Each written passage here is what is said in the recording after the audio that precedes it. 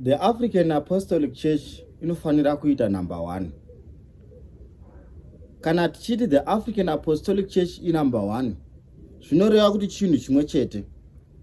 Hakuna mumwe anoclaima kuti kana akasangana nemunhu akabvunza kuti unopinda church ipi, anoti the African Apostolic Church, obva hada kutsanangura futi pamberi pazvo. Kana munhu akabvunza kuti paweekend mune musangano kuSouth Africa, haafani kutsanangura kuti ndewe vamwe the African Apostolic Church, isusu hatina tinozoita next weekend kunzvimbo yakati. This is not the African Apostolic Church. Ndakataura muvidheo rapamashure kuti the African Apostolic Church inofana kubatana zvichibva muvana vanyamunhu iye akatumwa naJesu pamazuva anekupedzisira kuzodza vanotenda Pauro Mwazha waAfrica. Nokuti vana vemutumwa ava vakataurirana vari kumba kwavo kuti ngatibatanidze church yakafomwa naJesu Kristu achishanda muna Baba. Zvinhu zvese zvinoita zvakanaka.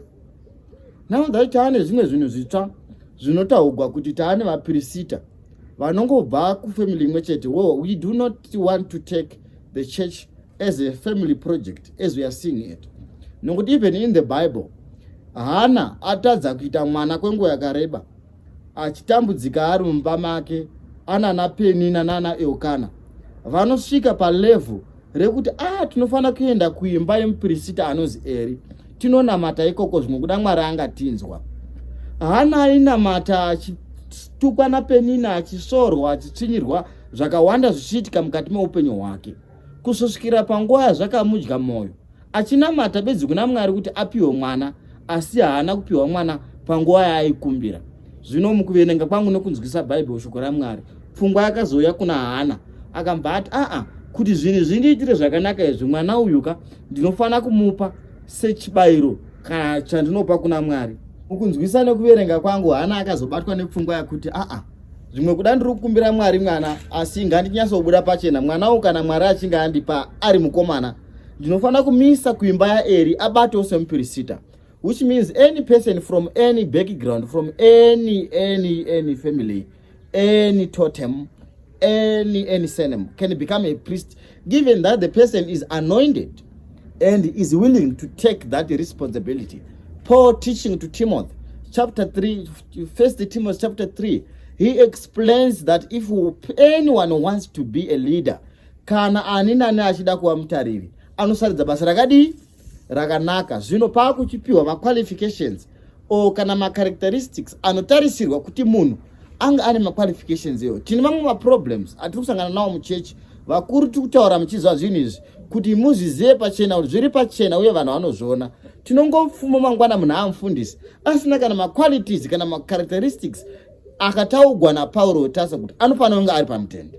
Tinofuma munhu amubishop amufundisi without a proper follow-up of the characteristic features that are expected to be seen on a man who wants to be a leader. And therefore, from this very end, it is actually indicating to all of us that it is a personal choice to be an evangelist. We don't force people to be mvangeri when they do not have the capacity to take that responsibility as an evangelist. You cannot be mufundisi usina zvokufundisa vanhu. We have a lot of fundisis in the African Apostolic Church who cannot even know how to teach anybody. These people have very cold heart. They are not. You must be someone who is called for that responsibility, so that this clergy's work cannot come together with a mixture and fixture of things that does not define true worship.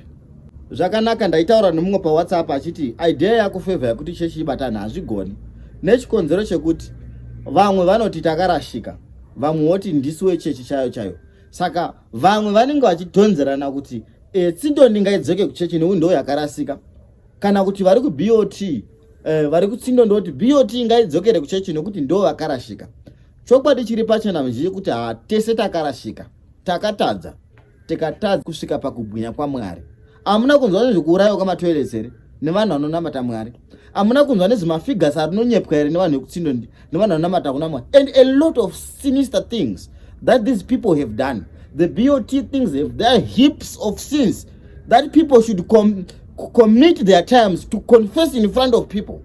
If the subject of judgment is true and authentic to its core, people should have their time, these leaders, confessing in front of brethren and sisters to say that we have sinned against our brother.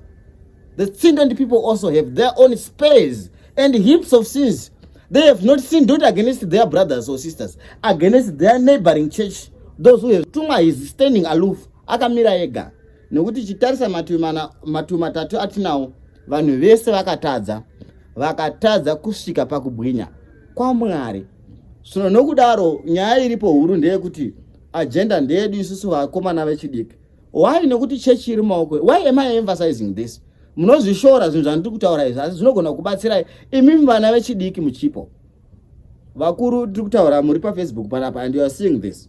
We are also uploading all these things to YouTube for visibility, and you must have the referrals. Kana zvinhu zoitika muzowana evidence yekwatakazvitaura. All right. Vakuru atine mino kusingaperi. Nhasi mangwana tanoviga mufundisi kurufu tungorwona rukuitika. Mangwana tanoviga bishop. Vana vachidiki tiri kufa handirambi. Asi ngazvizikanwe pachena kuti muchakwegura kwete kufa. Musagone kubata decision church inonge yamira papi.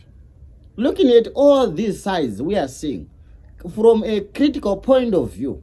BOT is standing here. There is Bishop Tawanda. There is Bishop Chiseko. These people do not have older sons like me, who in any case they can take heed of the responsibility that you are taking. If we are following BOT simply because kune vana vemutumwa variko. So give that church 15 years, not more than 20, 15 years. Who is going to take a hit? At least this side is better because Bishop Tawanda is still young, as you can actually see his age. If you are to judge basing on the age. Okay, fine. Toya Kutsindon, we have Bishop Ngoni.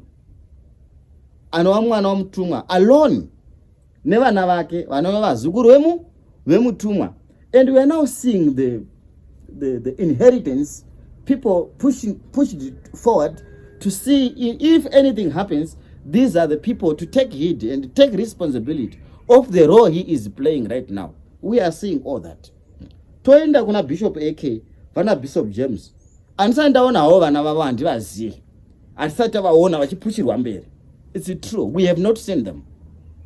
But zvakakosha imi vana vamutumwa Paul Mwazha Africa, Bishop Ngoni, Bishop AK, Bishop James, Bishop Chiseko, Bishop Tawanda, mogara pasi. Muunganidza nhaka iyi ndenyi. Nesuwo tinobenefita kubva kwazviri. Zvinotibatsira. Chechi iri rakatidzisa mapfekero, rakatidzisa matauriro, rakatidzisa zvinodyiwa nezvisingadyiwe, rakatidzisa kunamata. Saka imimi munotendera zviro kwazvo nokuda kugutsa matumbu aya. Paulo etasa achidzidzisa kwatiri anoti zvokudya ndezvedumbu, nedumbu nderezvokudya, asi Mwari achaparadza zvose. Imi munodecide nokuda kwokuda kufidha matumbu enyu. Munodecide kuti muningi achitora iyi ndotora iyi. Tinokuona mumapictures. Mune muchimbotaura nezvei when you are back in your backyard gardens at home. What are you discussing about if you cannot sign unit accord on papers? To simply agree as brothers to say, Ndarikure, let's all the African Apostolic Church members meet, gather up my buses, muone kuti panozara zvakadii with the African Apostolic Church. Zvakanaka kuti mugara noukuru hwenyu, nekuti vamwe vanhu vachabvunza kuti saka vachagara sei. Tane mabishop mamwe akagadzwa nevafundisi vamwe vakagadzwa, pachaitika bongozozo matunhu. Jesu havatumere 72. Voita 2 vanhu vachinoparidza nokuporesa. This is very simple. Everything is biblical and zvirimo takazviverenga zviri mumagwaro.